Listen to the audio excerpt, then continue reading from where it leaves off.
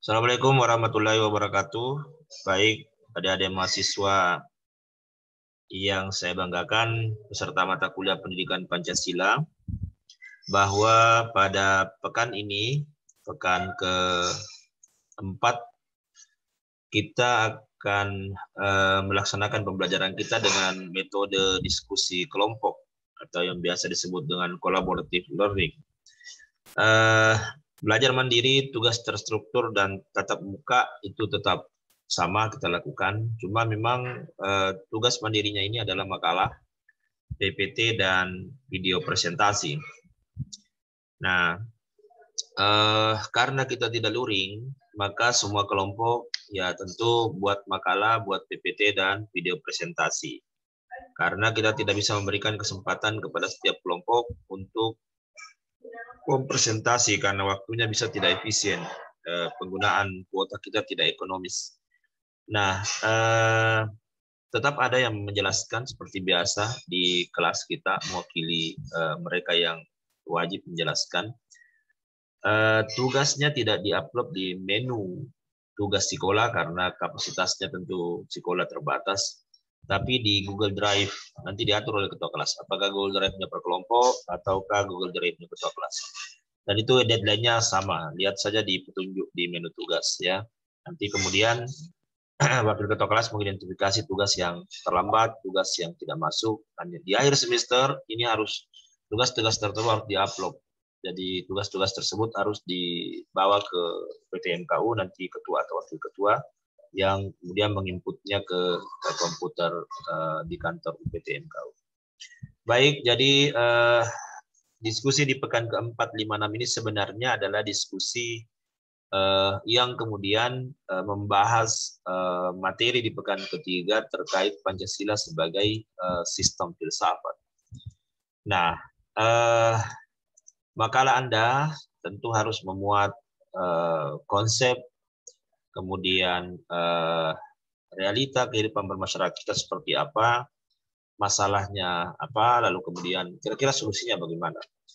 Jadi untuk pekan keempat ini kita bicara sila pertama dan sila kedua Pancasila. Nah, tentu kalau kita bicara ketuhanan yang maha esa di sila pertama itu ada beberapa ya, bahwa negara ini negara yang mana bangsanya, rakyatnya percaya dan takwa kepada Tuhan yang Maha Esa. Tentu sesuai dengan agama dan kepercayaannya masing-masing menurut dasar kemanusiaan yang adil dan beradab. Jadi ini nilai yang terkandung di dalam sila pertama. Yang kedua, tentu ada saling menghormati, bekerja sama antar peluk agama dan penganut kepercayaan yang berbeda-beda. Apa yang diharapkan agar terbina kerukunan hidup. Jadi tidak boleh karena berbeda agama, berbeda kepercayaan, lalu kemudian menolak untuk berinteraksi, menolak untuk bekerjasama, tidak boleh. Jadi sesama bangsa Indonesia kita tentu bersaudara, walaupun kemudian tentu ada agama dan kepercayaan kita berbeda-beda, hubungan manusia dengan Tuhannya yang mereka percayai. Kemudian saling menghormati kebebasan menjalankan ibadah sesuai dengan agama dan kepercayaannya. Jadi tidak boleh kemudian karena ada kelompok atau agama kepercayaan mayoritas di sebuah tempat, lalu yang minoritas tidak boleh beribadah. Tidak bisa begitu. Misalnya kalau kita bicara di Aceh itu kan biasa dikenal dengan istilah serambi Mekah. Tidak boleh karena serambi Mekah lalu kemudian agama lain tidak bisa beribadah. Sama juga kalau misalnya di Manokwari di Papua Barat, ya di situ disebut Pak Manokwari itu kota Injil. Tidak bisa bahwa kemudian agama selain agama Kristen tidak bisa beribadah, tidak boleh. Artinya harus saling menghormati kebebasan menjalankan ibadah. Tidak boleh orang terintimidasi menjalankan ibadahnya. Ya tentu tetap harus menjaga toleransi, gitu ya. Tidak memaksakan suatu agama dan kepercayaan kepada orang lain, tidak boleh. Jadi bicara mengenai agama dan kepercayaan itu sukarela. Itu kan terkait dengan hidayah yang didapatkan setiap orang, tidak boleh dipaksakan. Kemudian prinsip-prinsip tentu ada pengakuan kebebasan beragama, saling menghormati, bersifat toleran, ya, menciptakan kondisi agar hak kebebasan beragama itu dapat dilaksanakan oleh masing-masing peluk agama. Itu prinsip. Ya. Kemudian tentu di situ mengandung kualitas monoteis, spiritual, kekudusan dan sakral. Tapi realita yang kita lihat di masyarakat kita kan kadang terjadi konflik suku, agama, ras, antar golongan. Malah kemudian ada istilah radikalisme, terorisme yang diberi label kepada agama tertentu, walaupun sebenarnya tidak ada agama yang kemudian mengajarkan kepada umatnya untuk menjadi teror atau untuk melakukan kekerasan. Karena semua ini agama adalah untuk bagaimana menjadi rahmat bagi alam semesta. Sehingga tentu pertanyaannya ini, rumusan masalahnya boleh bagaimana kehidupan beragama atau kerukunan antar umat beragama di era reformasi. Silakan nanti kelompok 1 dan 2. Kemudian selanjutnya kita bicara tentang kemanusiaan yang adil dan beradab. Yang mengakui ada banyak ini nilai-nilai yang dulu dikenal dengan istilah butir-butir sila Pancasila ya, dan ini masih relevan saya pikir ya. Mengakui persamaan derajat, persamaan hak, persamaan kewajiban di antara manusia. Makanya ini diwujudkan misalnya di pasal 27, bahwa setiap warga negara itu sama kedudukannya, ya, sama derajatnya. Ada harmoni dan hak dan kewajiban harus diwujudkan dalam kehidupan berbangsa dan bernegara. Mencintai sama manusia, dalam agama juga kan ada ini. Tidaklah kemudian seorang disebut beriman bagi Islam ya kalau dia tidak mencintai sesamanya manusia. Ya. Kemudian mengembangkan sikap tenggang rasa dan tempos diro, tidak semena-mena, menjunjung tinggi nilai kemanusiaan, gemar melakukan kegiatan kemanusiaan, berani membela kebenaran dan keadilan.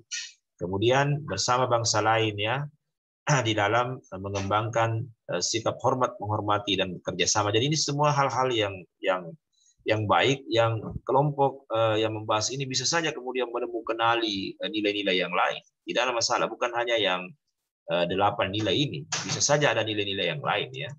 Karena sebenarnya prinsip kemanusiaan yang adil dan beradab itu mengakui bahwa setiap orang memiliki martabat yang sama.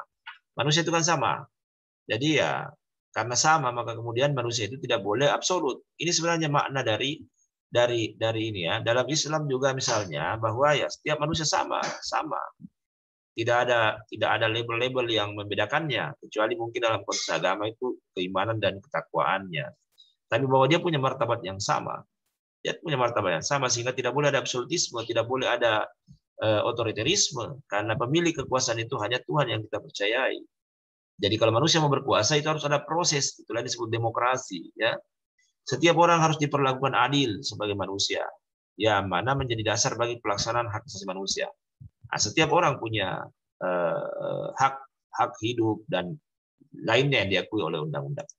Nah, tentu di situ mengandung nilai martabat, harga diri, kebebasan, dan tanggung jawab ya. Nah, tentu kalau kita kembali ke konstitusi kita di pasal 28 itu sangat jelas. Ada banyak hak asasi manusia yang dimiliki oleh bangsa ini. Tapi ingat bahwa ada ketetapan di pasal 28J ya, dikatakan bahwa berkewajiban menghargai hak orang dan pihak lain, serta tunduk kepada pembatasan undang-undang.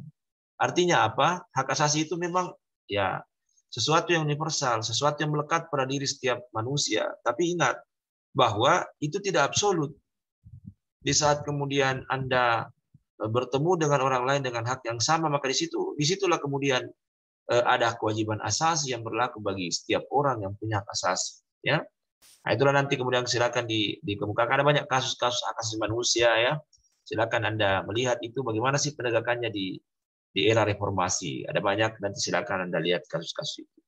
Itu untuk kelompok 3, 4, dan 5. Nah, kelompok 6 dan 7 ini bicara mengenai ini juga bagian dari nilai kemanusiaan yang adil dan beradab. Karena pada akhirnya setiap manusia itu sama. Pada akhirnya punya nilai martabat dan harga diri yang sama, tanggung jawab yang sama.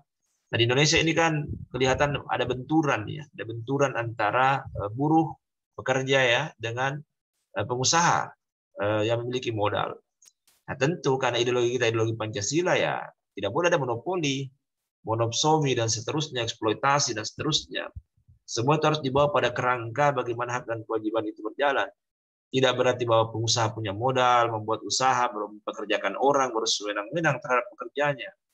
Nah, sekarang ini kan ada Undang-Undang Cipta Kerja. Silakan nanti adik-adik lihat itu.